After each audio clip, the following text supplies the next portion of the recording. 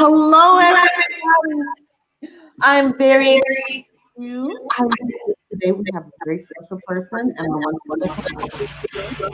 This is Dr. David Johnson.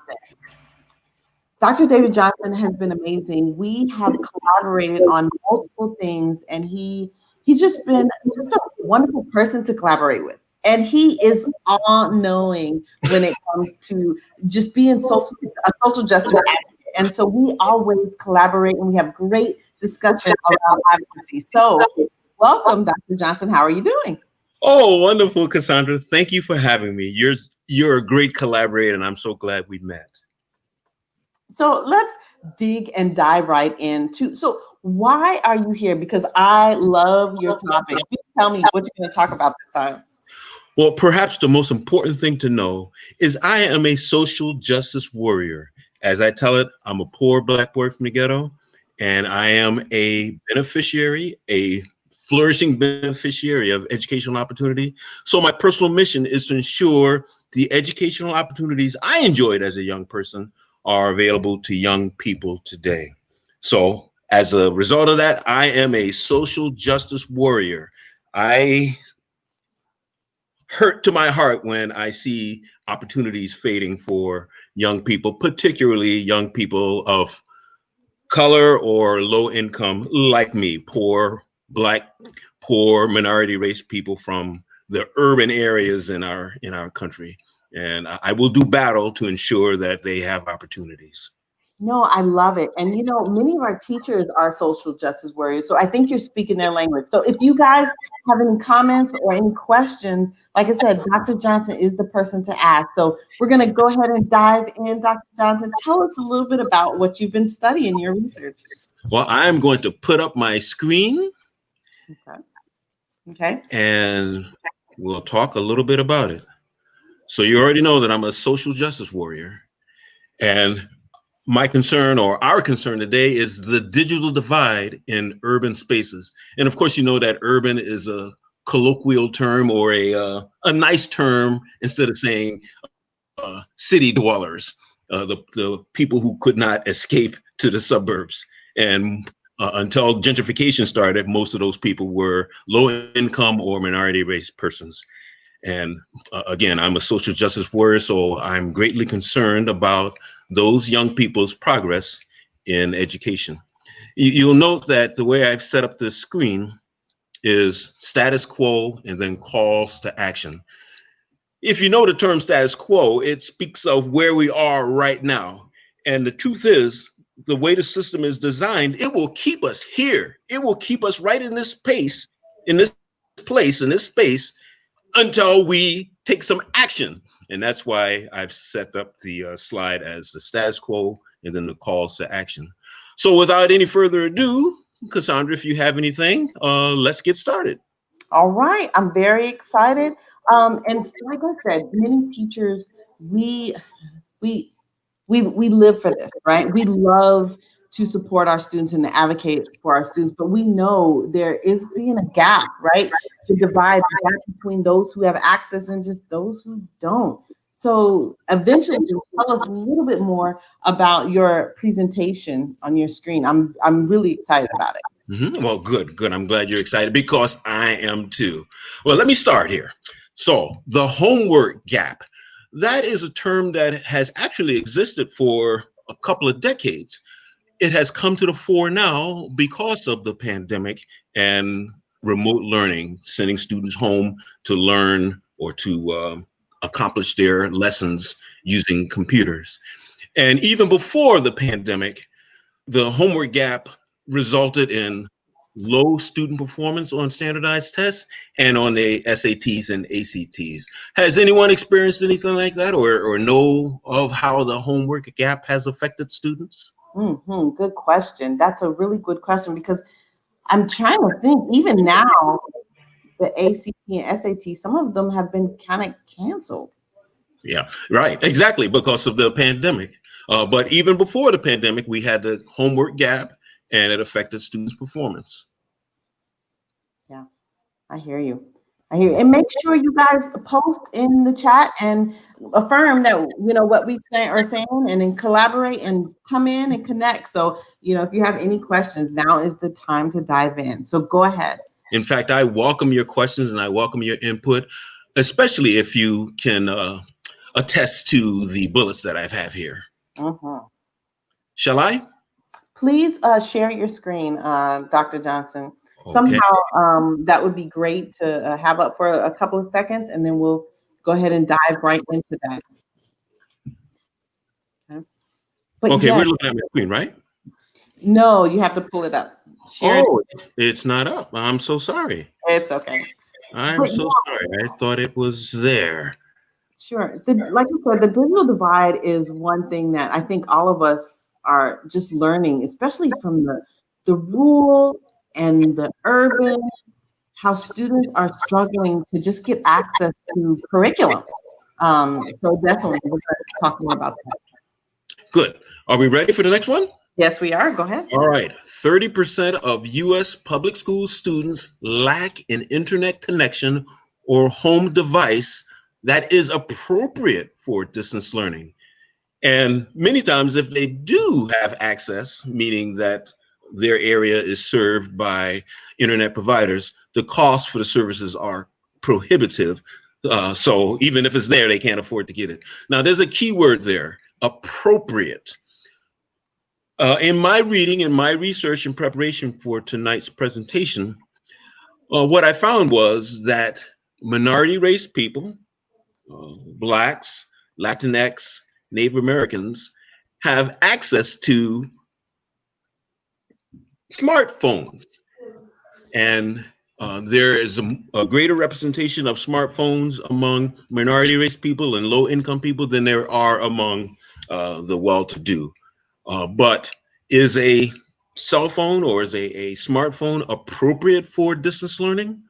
What we've discovered that it is not, especially if you have an attachment to the email or to the device, the message that you're sending to students. They can't read the attachment, the PDF or the Word document. It's just too small.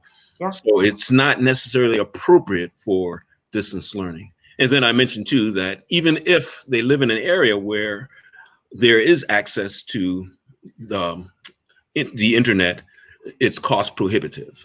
Yeah, and I can even imagine like the hotspot is an option, but so how many people can really technically be on a hotspot to actually effectively get access to the curriculum? So yeah, it is an ongoing problem. And I remember seeing an article where children were sitting in the parking lot of Wi-Fi spaces to just access their curriculum. So this is an ongoing problem. Yes. Right, it's an ongoing problem. And regarding those hotspots, many times, according to my research, many times they are not accessible because it requires a car, first of all, to get to the place where the hotspot is set up. It must fit into the schedule of the student. Let's say you require a ride from a parent to get to the library or the place where the hotspot is set up. And if the parent must work, or if there is no car, then the student's not able to get to that hotspot. Yes, no, I totally agree. And even in urban areas, if you think about the capacity, how many computers do you have? That are even allowed, and then there's a time limit. So what does even that look like when we're talking about equity? So yes, I'm right on board. You are right on. I've also saw in my research that a lot of students are making their way to McDonald's or to any of the restaurants and places that offer free internet. But as you pointed out, Cassandra, most times there is a time limit to your access. There's a restaurant that I visit regularly all around the country, and I'll take my computer to sit and work. And during the lunch hour, I get thrown off. I get thrown off the internet, their free internet. So that would happen to anyone, and it's saddest when it happens to students who otherwise have no access, have no place to go where they can use the internet. I hear you. I hear you. Yep, I definitely hear you. There's another point that you brought up about computers. Mm. Because of the pandemic and because so many students were sent home and did not have their own computers, it's led to a massive purchase of computers. And would you believe right now there's a shortage of computers available for students, for school Wow. districts to purchase, meaning that there are some students who still do not have computers in their home. And that's a struggle because, equity, right? Now we're talking about fairness and so what does it look like for parents to get packets on their front porch? And, it's not the same. So yes, I hear you. And my heart goes out to, all the students. And we call it, the summer slump. So what does it look like for a whole year, a whole gap year of not having access to the curriculum? So A yes. lot of analysts are saying that this will be a lost year for students. And imagine if we're out of school for longer than 1 year. There's always, like you said, the summer slump, but it's just continuing because of the non-access to school, person to person, and it's a disturbing thing, an unfortunate thing, that in order to protect the health and life of students, they get a lesser quality education because they're not able to access the internet as well as they could if they were of means, let's say. Yeah, I hear you. I hear you. And like I said, my heart goes out to, even thinking about the parents and, their access. I mean, I know I'm off topic, but I always think about, what does it take for a parent to fill out an application for a job, right? And so all this goes into play. So yes, David, I'm with you. So go ahead. You're doing a great job. Yeah, as a matter of fact, although I wanted to talk about school, I did read lots of other things, and parents too have cell phones or have smartphones, and they must try to fill out job applications on their cell phones. It's just impossible to do. It's not easy to do. It's not facile. Nope. Not at all. Not at all. Not at all. Okay, next bullet. The U.S. has not viewed broadband as a public utility. In some countries, the country itself treats it like electricity. Everyone must have electricity. Consequently, the government of that particular country will make an effort to ensure that there is broadband throughout the entire country. My next portion of this bullet, the FCC relied upon internet industry. So because the FCC wants to encourage market forces to make decisions. Yep. The internet industry does not see a market in certain parts of the United States, rural, for example, or certain parts within urban areas. And so if they don't see any finance there or any means of income, they won't go there. And my next bullet, or next part of that bullet, FCC has no legal authority to make the internet industry set itself up in those places where they feel they cannot make money. And that's sad. That is so sad. And so I know I was speaking to a couple of people in Malawi, and that was the biggest problem, the lack of broadband access. So a plan we kind of devised online was hold people accountable. And so now the fight continues. And look around and see who are your people, who are on the billboards, who's advertising and targeting you. And those are the people you go see to talk about, access and equity. So I know the fight continues with having broadband in areas and making the demand, the community making the demand and supporting. As a matter of fact, Cassandra, you placed a link within a chat that takes us to some further information about access to broadband using FCC programs. Yes, definitely. And so we'll talk a little bit about that in a minute. But yes, we are very excited. So I wonder, what are some solutions that you came up with? Well, we have a long list of solutions. And since you brought that up, There is also a list that I made available that people can access using what is it? Google Forms. That's how it's set up. Didn't we set it up with Google Forms? Mm-hmm. Mm-hmm. Yep. And it's a whole list. I think it has 16 items, calls to action that you and your administrator or you and the government could pursue. In fact, I live in San Antonio, and looking at that list of calls to action, one of the things San Antonio did when the pandemic started and San Antonio realized that low income students did not have access to the internet was they used a community survey to assess the digital access of persons in San Antonio and then their various experiences with it. And in fact, there is a 150-page document as a result of the investment San Antonio made in figuring out how to resolve the issues of the digital divide.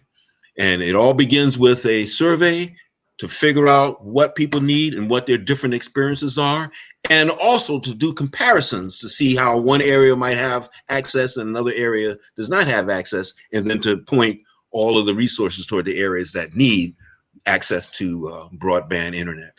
Yeah, and you've even heard of districts and communities just doing things that are creative. I've even heard Wi-Fi on a bus and putting the bus in the parking lot where the community is. I've heard of just supporting districts in just unique ways, and instead of having access, they surveyed the parents and realized that the 95% was on Facebook, right? And so now programming support is on Facebook. So people are finding creative ways to support their community. So yes, I agree. That's wonderful when that happens. One of the unfortunate aspects of that, and we must be aware of this. Again, we're social justice warriors, and we need to look out for people who are least able to help themselves. Many of these programs that are introduced as a result of the digital divide are temporary. For example, the FCC had internet providers sign a document, agree that they would not raise the rates for certain income classes of people, or that they would not terminate service, or that they would offer a low price for service. But all of those agreements are temporary. And as we are learning, the pandemic is extending beyond the 1 month or the 2 months that some people expected it would last. Yeah. But we're into almost a year now, or at least 9 months that we've been experiencing the pandemic. So it may continue well beyond the length of these special programs that internet providers have offered low-income people. Oh my God, you're so right. And then, and not only do we, but our districts are forming, hopefully, better partnerships with, mobile and tech companies where they're supporting the school district. I mean, that's the least we could do is make sure our students have access to broadband. Mm-hmm. Now, there are already programs in place. Of course, we have different administrations who put emphasis in different places, but there are programs that have existed for decades, and one would be the FCC's Lifeline program. And as a social justice warrior, if you can't do it yourself, make sure your administrators and your politicians work for your communities to bring these programs. Yes, I totally agree with that. Definitely. Oh, one of the things I found in my research is that many states, as a result of the pandemic and greater knowledge about the digital divide, have formed broadband authorities or broadband commissions or broadband task forces. I know that people all over the country right now are viewing our presentation. So you might want to check with your state to see if it has an authority, a commission, or task force, and encourage them to make a greater effort to provide services to low-income students. Yeah, I totally agree. We need as much advocacy and support out there that we can get. So yeah. Let me bounce back to the status quo.